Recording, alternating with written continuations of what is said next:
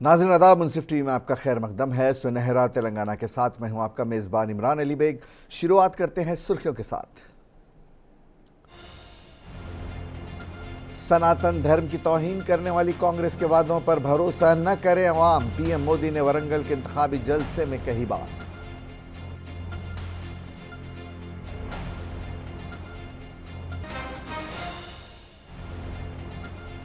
बाचुपल्ली में बारिश की वजह से दीवार गिरने से 7 वर्करों की हलाकत, चीफ मिनिस्टर रेवंत रेड्डी ने जांच का दिया हुक्म।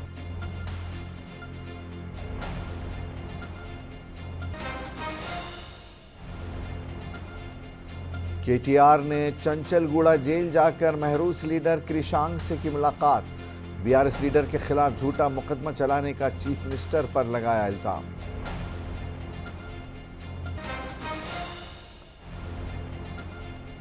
पीएम मोदी के खिलाफ बयानबाजी पर कांग्रेस लीडर अदनान की दयाकर के खिलाफ केस दर्ज, निर्मल पुलिस स्टेशन में बीजेपी लीडर ने दर्ज कराई थी शिकायत।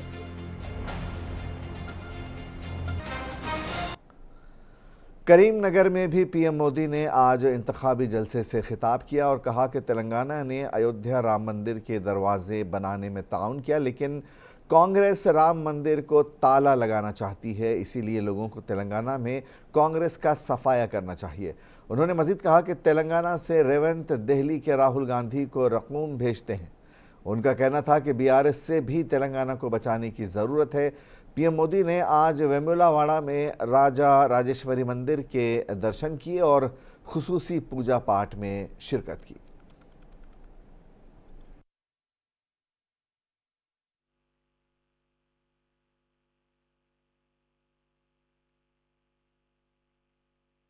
आप मुझे बताइए, राम मंदिर बनने से आप लोग खुश है ना? राम मंदिर से आप लोग खुश है ना? आपको आनंद हुआ कि नहीं हुआ? लेकिन कांग्रेस पार्टी दुखी है, कांग्रेस पार्टी गुस्से में है। कांग्रेस पार्टी राम मंदिर में ताला डलवाना चाहती है और ये खुलासा कांग्रेस में शाही परिवार के पूर्व सलाहकार ने किया है। उन्होंने बताया, कांग्रेस के शहजादे कोर्ट का फैसला पलटकर राम मंदिर निर्माण रोकने की प्लानिंग कर रहे थे। उन्होंने अपने करीबियों से एक मीटिंग में कहा था कि कांग्रेस सरकार आएगी तो ये कोर्ट का फैसला पलट देंगे। आप मुझे बताइए, कांग्रेस के इन इरादों को जवाब मिलेगा कि नहीं मिलेगा?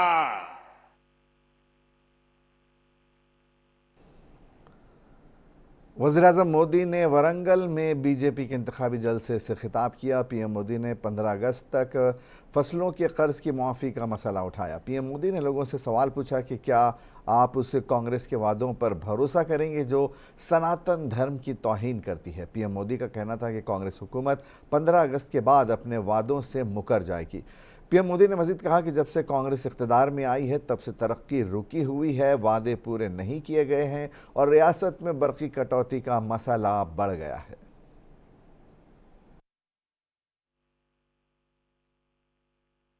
कांग्रेस ने तेलंगाना आंदोलन में बलिदान देने वालों के परिवार को पेंशन देने का वादा किया था।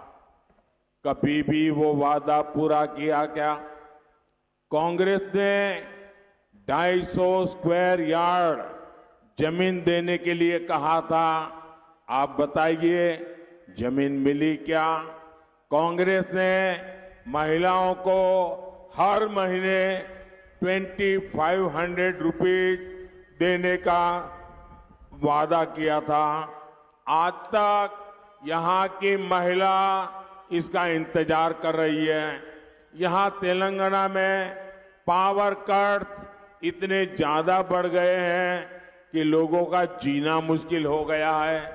ऐसी विश्वासघाती कांग्रेस क्या आपका भला कर सकती है?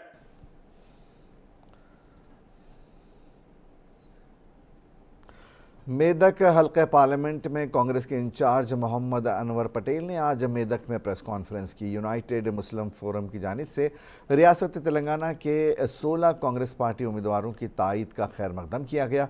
सीनियर कायद ने कहा कि मेदक के 7 असम्बली हल्का जात में कांग्रेस पार्टी उम्मीदवार नीलम मधु का मौक़िफ़ मुस्तहकम है और भारी अक्सरियत से उनकी कामयाबी यकीनी नज़र आ रही है। BC, SC, ST और माइनॉरिटीज़ के अलावा तमाम तबक़ात की मुकम्मल तायद व हिमायत उन्हें हासिल हो रही है। यूनाइटेड मुस्लिम फोरम का कहना है कि मरकज़ की मोदी हुकूमत से अवाम आजिज़ आ चुके हैं।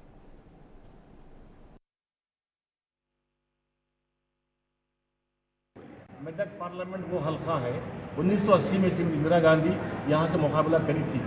रायबरेली से भी ज़्यादा वोट यहाँ पर मिले हैं उनको और यहाँ से प्रधानमंत्री उन्होंने थे। आज हमारा वक्त आ चुका है, फिर हम श्रीमती सोनिया गांधी के ख़ानदान वालों को तो कांग्रेस पार्टी को जिताने का वक्त आ चुका है, क्योंकि हमारी कौम की बर्बादी के मशवरे वहाँ चल रहे हैं। कौम की फिक्र कर नादान, मुसीबत आने वाली है, तेरी बर्बादी के मशवरे दिल्ली में हो रहे हैं।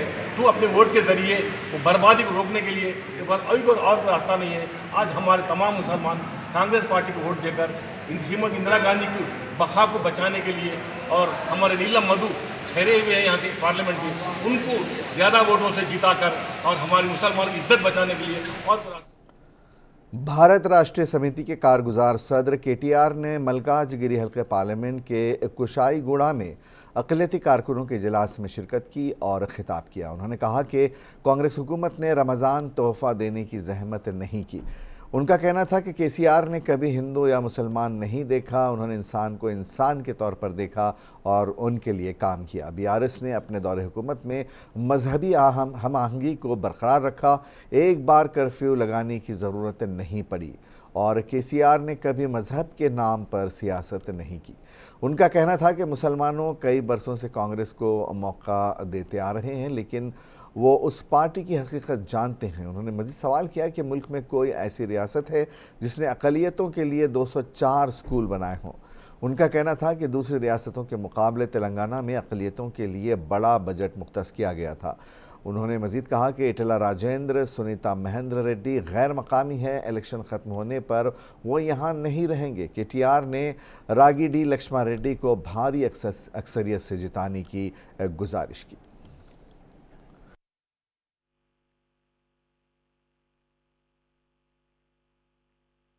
टीआरएस गवर्नमेंट को भी तोड़ने की कोशिश की, साथ साथ हमारे MLA को खरीदने की कोशिश की।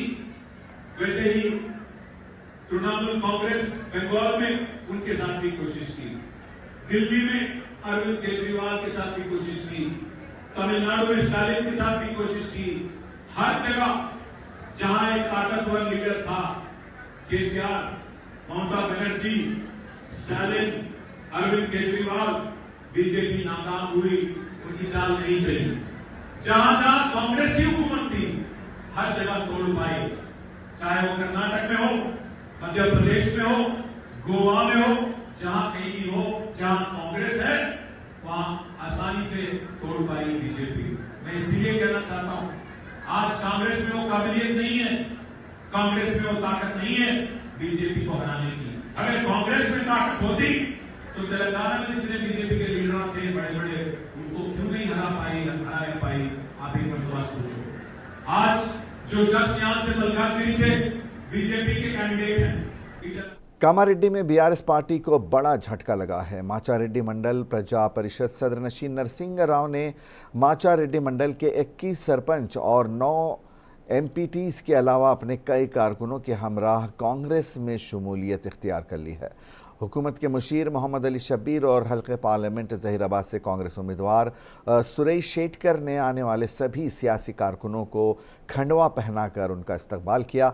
माचारेड्डी के अहम लीडर नरसिंह राव की माचारेड्डी मंडल में अच्छी पकड़ है। उनके कांग्रेस में आ जाने से सुरेश शेटकर की कामयाबी पक्की बताई जा रही है। చాలా ముఖ్యమైన వాళ్ళు ప్రొద్దు నుంచి బస్సాపూర్లో నుంచి కూడా చాలా పెద్ద ఎత్తున బస్సాపూరు మాజీ సర్పంచ్ అక్కడ కార్యకర్తలు జాయిన్ అయినారు. ప్రతి గ్రామం నుంచి పెద్ద ఎత్తున భారీ ఎత్తున. మీకు ఇంకో విషయం తెలుసునా, కాంగ్రెస్ 10 సంవత్సరాలు ఇచ్చిన ఒక్కసారన్నా మేము 15 ఆగస్టు నాడు 2 లక్షల రూపాయల రుణమాఫీ పక్కా చేస్తాం. నిన్న కేసీఆర్ గారు జిల్లా పోతుంది అన్నారు. ఎవరి జాగీర్ కాదు, కామారెడ్డి జిల్లా తీయడం ఎవరి తరం కాదు. షబ్బీర్ అలీ బతికి ఉన్నంతసేపు మేము కాంగ్రెస్ పార్టీ అలాంటి ఆలోచన లేదు, అలాంటిది లేదు. అదొక ఆయనకి ఎవరు జనం వచ్చలేదు, ఏదో ఒకటి చెప్పాలి కాబట్టి కామారెడ్డి జిల్లా ద్వారా రక్షించుకోండి అన్నాడు. అక్కడ మేము ఇంకా బతికి ఉన్నాం, తెలంగాణ ఇచ్చిన వాళ్ళు కూడా బాబు మేము వేల సంఖ్యలో మరి కాంగ్రెస్ చేయడం జరిగింది. మరి కామారెడ్డి నియోజకవర్గంలో చాలా ఉత్సాహవంతంగా మరి నా అభ్యర్థిత్వాన్ని కాంగ్రెస్ పార్టీ తరఫున మరి చేరికలు జరుపుతూ ఉన్నాయి. మా షబ్బీర్ అన్న గారు కూడా ఇక్కడనే. साबिक़ वज़ीर दाखिला मोहम्मद महमूद अली ने करीमनगर हल्के पार्लियामान से बीआरएस उम्मीदवार बी विनोद कुमार के हक़ में इंतखाबी मुहिम चलाई। Telangana state minorities finance corporation के साबिक़ चेयरमैन सैयद अकबर हुसैन की क़यादत में इस ज़िम्मे में जलसा रखा गया था। इस मौके पर महमूद अली का कहना था कि बी विनोद कुमार तेलंगाना के सेक्युलर और मुतहर्रिक लीडर हैं, जबकि बी विनोद कुमार ने कहा कि बीआरएस कभी भी बीजेपी से हाथ नहीं मिलाएगी। उन्होंने तेलंगाना के तमाम लोगों बीआरएस हुकूमत के दौर में तेलंगाना की तरक्की के गवाह हैं। विनोद कुमार का मज़ीद कहना था कि अक़लियती बिरादरी की तरक्की की खातिर उन्होंने केसीआर को स्कूल और अक़लियतों के लिए ओवरसीज़ स्कॉलरशिप शुरू करने का मशवरा दिया था। तो डेफिनेट होकर अपना मुस्तक़बिल रोशन कर सकेंगे। आपसे एक बात कहता हूँ, इमाम और मौलाना हज़रात को कोई आज तक एक पैसा दिए क्या कांग्रेस से मैं आपसे पूछना चाहता हूँ। उनको हदिया देने वाले कोई लीडर है वो केसीआर साहब है। इसलिए मेरे बहनों, मेरे भाइयों, इलेक्शन का टाइम है, आके आपको गलत फोटोटा करते हैं। यकीनन यूपी में बहुत बड़ा जुल्म हुआ है। यूपी के अंदर लोगों के दाढ़ियाँ काट दी गई, लोगों के साथ बदतमीजी की गई, मस्जिदों को जला दिया गया, लीडरों को गिरफ्तार किया गया, लीडरों के साथ इंतकाम लिया गया। मध्य तेलंगाना स्टेट बहुत सेफ स्टेट थी, यहाँ पर कभी किसी पर जुल्म नहीं हुआ। सारे लोग मिलजुल कर रहते हैं। गंगा जमुना तहजीब अगर कहीं फरोग पाई है वो तेलंगाना स्टेट में। इसलिए मेरे भाइयों, यूपी के उलमा जरूर करें। यूपी के उलमा कह रहे हैं कि बीजेपी को हटाओ, हम भी कहते हैं बीजेपी को हटाओ, मगर बीजेपी को हटाने वाला कोई लीडर है तो वो केसीआर साहब है। बीजेपी के लिए लड़ने वाली। बीआरएस के कारगुजार सदर केटीआर ने जेल जाकर आज अपनी पार्टी के लीडर कृषांक से मुलाकात की। इस दौरान कृषांक की शरीक हयात सर्वे सुहासिनी भी उनके हमरा मौजूद थी। चंचलगुड़ा जेल में कृषांक से मुलाकात के बाद के तारक रामाराव ने उस्मानिया यूनिवर्सिटी सर्कुलर को लेकर तनाज़े पर पार्टी का मौक़िफ़ रखा। बीआरएस का दावा है कि चीफ मिनिस्टर रेवंत रेड्डी की तरफ से पोस्ट करदा उस्मानिया यूनिवर्सिटी का सर्कुलर जाली है। केटीआर का कहना था कि झूठे केस में बीआरएस लीडर को फंसाकर चीफ मिनिस्टर अपनी गलती की पर्दापोशी नहीं कर सकते।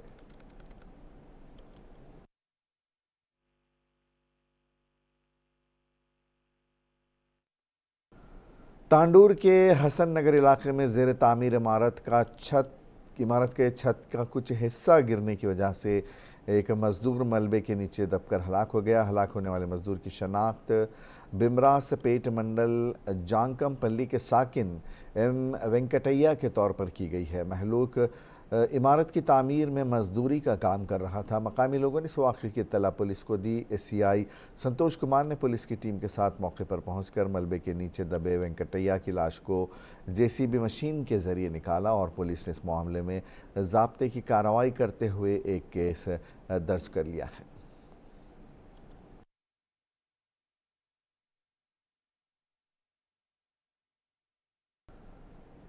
वहीं दूसरी तरफ हैदराबाद के बाचूपल्ली में अपार्टमेंट की तामीर के मकाम पर सानहा पेश आया।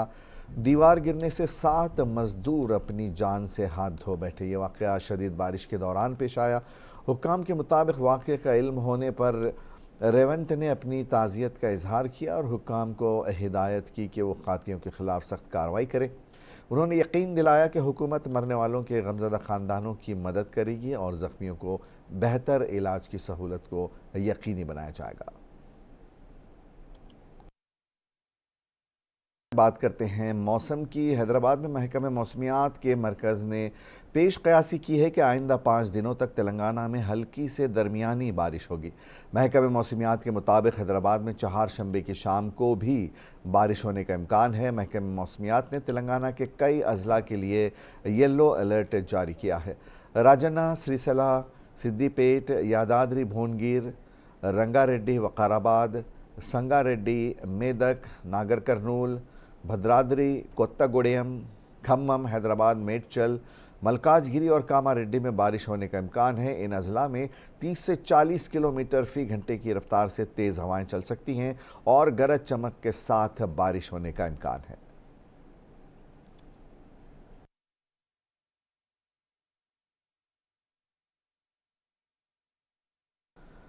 पीएम मोदी के खिलाफ इश्तिआल अंगेज तबसरा करने पर कांग्रेस लीडर अदान की दयाकर के खिलाफ मुकदमा दर्ज किया गया है। निर्मल टाउन पुलिस की तरफ से जारी करदा फर्स्ट इंफॉर्मेशन रिपोर्ट के मुताबिक निर्मल में बीजेपी दलित मोर्चा के जिला सदर रिचाकोंडा सागर की शिकायत पर यह केस दर्ज किया गया है।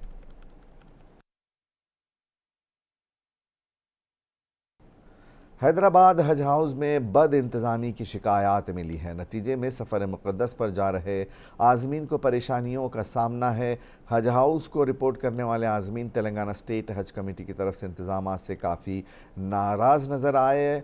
दरकार तैयारियां आज़मीन की आमद के बाद शुरू किए जाने पर सवाल उठ रहे हैं। गर्मी से आज़मीन को बचाने का कोई नज़्म नहीं किया गया। आज़मीन के साथ आने वाले रिश्तेदारों को बैठाने के लिए किसी तरह का बंदोबस्त नहीं होने पर सभी ने मुश्किलें झेली। आज़मीन ने मुनसिफ टीवी से बातचीत में मुख्तलिफ मसाइल नुमाया किए। हम नाज़रीन को बता दें कि इस हज हाउस से 17 रियासतों के 11,500 आज़मीन इस मरतबा सफ़र मुक़द्दस पर रवाना होंगे।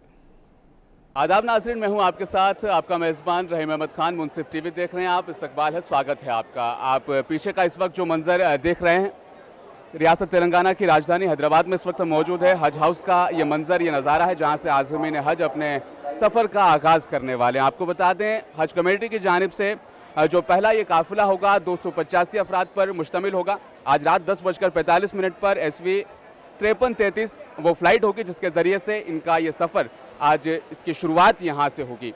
बहुत सारे लोग हैं, आज़मीन हज भी है, उनके रिश्तेदार और अकारिब भी हमारे साथ इस वक्त मौजूद हैं। उन सभी से जानने की कोशिश हम आज ज़रूर करेंगे क्या कुछ वो एहसासात हैं और किन ख्यालात के साथ आज अपने मुबारक हज के सफ़र का ये आगाज़ करने वाले हैं। रायचूर से ही एक और शख्स हमारे साथ इस वक्त मौजूद है, मेराज जाफर इनका नाम है, एडवोकेट है। क्या कुछ इनके ख्यालात हैं, जान लेते हैं। इंतज़ामात को लेकर ख़ास तौर पर ये सवाल मेरा आपसे रहेगा। देखिए, सबसे पहली बात यह है कि आज पहला फ़्लाइट जा रहा है हिंदुस्तान से, हज के लिए रवाना हो रहे हैं। चूँकि हैदराबाद एक साउथ इंडिया का मरकज़ कहलाया जाता है, यहाँ पर महाराष्ट्र, कर्नाटका, कल्याण कर्नाटका स्पेशली और आंध्रा और तेलंगाना के लोग यहाँ से सफ़र कर रहे हैं। लेकिन बड़े ही अफसोस के साथ मुझे ये कहना पड़ रहा है कि यहाँ की हज कमेटी की जो इंतज़ामिया हैं, उन्होंने प्रेयर इंतज़ाम कुछ नहीं किया। क्योंकि 9 बजे से हम लोग यहाँ पर देख रहे हैं, यहाँ पर टिन शेड का इंतज़ाम हो रहा है, आज़मीन हज नीचे खड़े हुए हैं, कोई सेफ्टी सिक्योरिटी का इंतज़ाम नहीं किया गया। बिलाशुबा जो है हज एक बहुत मुबारक सफ़र हो। देखिए, मैं रायचूर का रहने वाला हूँ, क्योंकि रायचूर की इंतज़ाम कमेटी जो हज कमेटी ऑफ इंडिया है ना, उसके जो आंध्र प्रदेश का हो या तेलंगाना का हज कमेटी हो, यहाँ पर सही इंतज़ामात नहीं करे हैं हाजियों के लिए। क्योंकि हाजियों के साथ जो आते अटेंडेंट्स, उनके लिए बेंगलुरु में कितने भी साथी आने दो, उनको आने का, रहने का इंतज़ाम करते और खाने का इंतज़ाम करते। यहाँ पर एक प्याली चाय देने के लिए भी तैयार नहीं है यहाँ के हज कमेटी वाले। अल्लाह का बड़ा करम, बड़ा फजलो करम है अल्हम्दुलिल्लाह। अल्लाह ताला इतनी यंग एज में बुलाया और मतलब हज पे बुलाना एक अल्लाह ताला 10 बंदे को रहमत के नज़र से देखता तभी बुलाता। अस्सलाम वालेकुम। तो मेरी ये कोशिश भी रहेगी कि मैं वहाँ पे जाके मेरे मुल्क के लिए और हमारे मुस्लिम कम्युनिटी के लिए और कश्मीर के लिए भी दुआ करूँगा।